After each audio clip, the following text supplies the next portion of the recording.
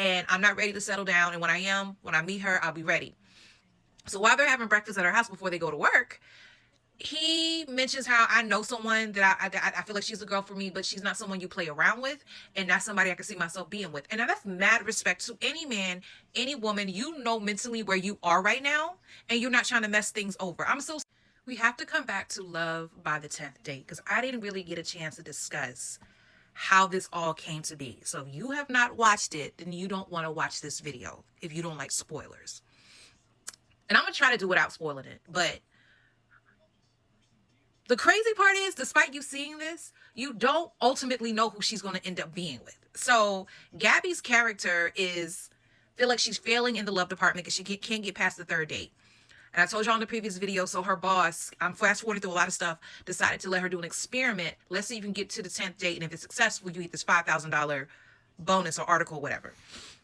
So in the midst of her dating some crazy people, Flex played a pastor who should not be a pastor.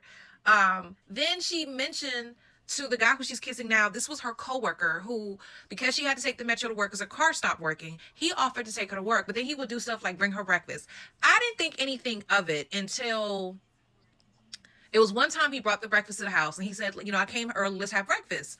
So she's thinking like, this is the homeboy. That's when they realized how much they have in common. Like it was one day they were in the car and they started singing this or that and she knew the whole rap verse and he was like, oh, but he still kind of looked at her like it was Frank. He was going through his whole phase. Sick of hearing about people, I got a good woman. I got to get man, but you ain't ready for that man. You up screwing him over because you don't do right by him. Respect to his character who said, I'm not going to screw her over. I'm not going to mess this up. So then he kisses her randomly one day, and that's when she realizes, oh my gosh, he likes me. But then before she gets into that with him, she shares Chris, who she already told old dude, Chris is the dude who I was dating, and he didn't want to date me anymore because he got traded. He's a football player, yada, yada, yada. And I turned around, and she gets really enraged when the people don't want her. They should have showed her getting therapy. So then he was like, well, she was like, I really feel like this is him. I'm giving him a chance. Okay. So he moves on. But what was jacked up, y'all? He stopped giving her rides to work. It's how you my friend, and just because I don't want you, you got me taking the bus? Like you are that immature? And then he was icy and cold. So when he came around to her and how she was like, you're my Martin and I'm your Gina. What? No, he gonna have to prove that he's the Martin, because you Negro had me riding the bus. Like, really? And then, I'm not gonna spoil the ending for you that shows you really don't know who she's gonna pick. The sad thing about Chris is he was like, I really was just getting back in contact with you because I want to put your paintings in my lounge. And then he turns around and sends her flowers, mixed message much. And she's like, okay, so she's frustrated because she's thinking it's a date, and it's not a date. So then he shows up to her going chaos over the flowers. Again, why didn't she get therapy during this movie? So then he tells her, it didn't go well with us the last time. I want to try to take it slow this time. So I just need you to be patient with me.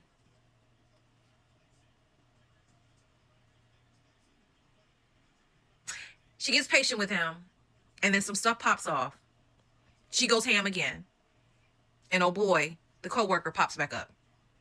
I wouldn't have talked to any one of them. I wouldn't let anybody else back in my life because what you not gonna do? Y'all need to prove yourself. That was my biggest gripe with the whole movie. I felt like she gave in too easily because she was eager to be with someone. She was eager to find love. Now, yes, she was embracing herself. Yes, she was realizing she was enough. Yes, she went after a job, not really a job, but she did something to put herself out there professionally that could have got her fired.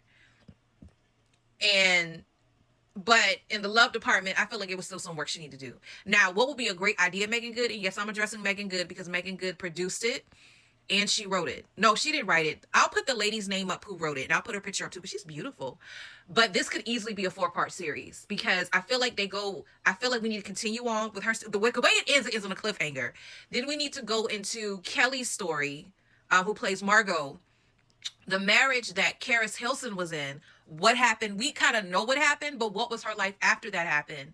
And then the marriage with the young lady who she didn't know how to deal with that because he was bi and never been with he said he was bi, but I thought he said he never been with a woman either. So that's what threw me off too. But yeah, you can find it on Amazon.